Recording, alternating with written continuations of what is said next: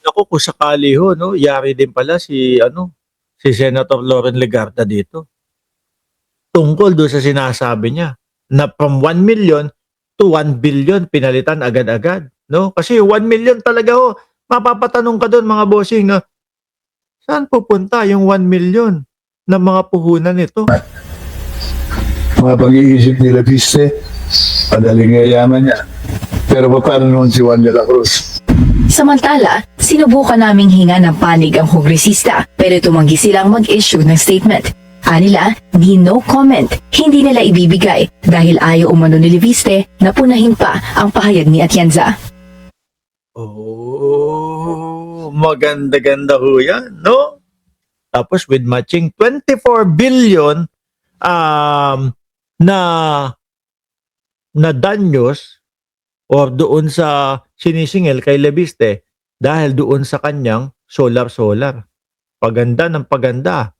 At nakikita natin kung ano talaga ang tunay na agenda ang magtago doon sa Cabral Files dahil dito. Pero interrupt ko lang ho kayo mga kababayan ha. Bago tayo tumungo kay Boss Joel Villanueva, kung maalala nyo ho mga Boss Chief Amo Sir, no? Etong si Pangulong Bongbong Marcos, sinakitan ng tiyan. Sabi ng mga eksperto, hindi, dala na din yan ng katandaan. Pero mukhang iba ang pananaw ng kanyang kapatid. Alam ko, pag nakita nyo yung itsura na to, matutuwa po kayo. Oh. Nga ang sinasabi ko. Favorite nyo ho ito, di ba? Si Manang Aimee. Nako, eto. Mukhang dadali na naman si Manang Aimee. Magpapakasweet na naman po bilang kapatid ni Pangulong Bongbong Marcos. Sabi ni Jorge Edralin, lalong hahaba ang buhay ni PBBM niyan. Sabi ni Mabel Quinjo, natawa lang. Hindi niyo ba favorite si Baba Bells? Uy, baka akala niya tinatawag ko siya mahaba ang baba Ayan po si I love you baby ang nagkomento niyan yan ang gusto nilang gamutin mga tao para maging slave nila. Sana po unahin ni PBBM naunahin ang pagkain na maging mura. Kasama yan sa trabaho at agenda ni Pangulong Bongbong Marcos. Game, Manang Aimee, no? Kunyari, superate ka. Ayan na nga ang sinasabi ko. Ayan, nagkasakit na nga si Bongbong, pambihira talaga. Wala kasing nag-aalaga sa kanya. Uy, grabe ka naman. Ano tawag mo doon sa asawa, sa anak? No? Ano tawag mo doon sa asawa? Ako ho, naniniwala ko. Sabihin na natin, kung yung asawa pabaya, sasakyan lang ho natin itong trip ni Manang Aimee.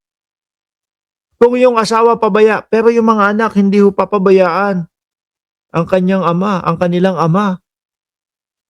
Di po ba? Paretoke ng paretoke, sabi ni Sir Jorge Edralin. Dami niyo napapansin kay Manang Aimee, Sino ba dyan sa nakapaligid sa palasyo, sa dinami-dami ninyo, ang talagang nagmamahal sa kapatid ko? Yan lang ang tanong ko, no? Ang health niya. Siyempre kapag sinabi mong nakapaligid sa palasyo, nandiyan yung pamilya. Asawa, anak, nandiyan. Tingin ko yun pa lang na miyembro ng pamilya ni Pangulong Bongbong Marcos, hindi na siya pababayaan ng mga yun di ba?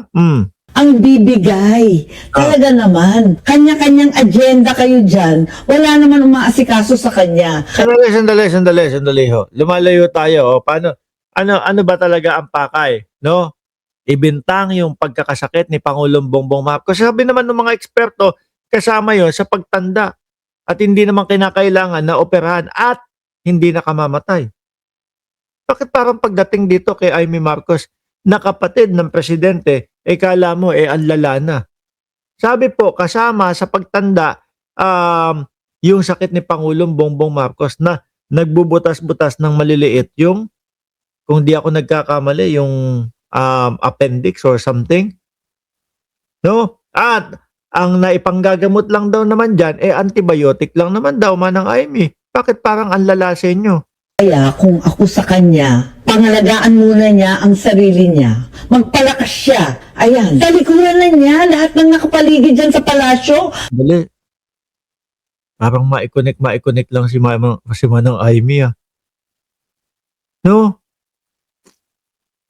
Sinabi ng mga eksperto, simpleng ano lang, simpleng sakit lang. Although kinakailangan ng antibiotic, umabot na siya sa punto na sino ba kasi yung mga nakapaligid diyan? Talikuran niya na yung mga nakapaligid sa kanya diyan. No? Parang mai-connect lang. Ang gulo lang yan, wala sa kanila ang talagang nagmamahal sa kanya. At ayun, Oh, siya lang. Siya lang yung nagmamahal kay Pangulong Bongbong Marcos na pumunta doon sa entablado ng INC at sumigaw na, "Bong, uwi na tayo. Pagod na." No? Na gumagamit daw na ipinagbabawal na gamot ang Pangulo. Ebidensya. Wala. Basta sabi niya lang. Bakit sinabi ng ganun? Kasi nga ho, sa DDS, hindi mo kailangan ng ebidensya. Okay na sa kanila yung masabi lang, yung maibuka lang yung bibig. Hindi na kailangan. Kaya nga ho, ang tawag sa kanila, uto-uto di ba? O, kayo naman. habang may sakit siya, kung ano-ano namang ginagawa nitong mga feeling presidente. Naku! Parang plastic na plastic. Yung ramdam na ramdam mo na plastic yung nagsasalita. Mga kababayan, Diyos ko po, Lord. Kahit anong gawin na huyatan itong kampo nila Manang Aimee, itong mga Duterte, mga DDS, wala nang maniniwala sa kanila. Ano? Yung tipo bang pamukha sa mamamayang Pilipino, mahal ko si Bongbong Marcos, kapatid ko yun. Ako lang ang tunay na mag-aalaga sa kanya. Yung mga nakapaligid sa kanya, hindi. Parang ang hirap paniwalaan sa itsura.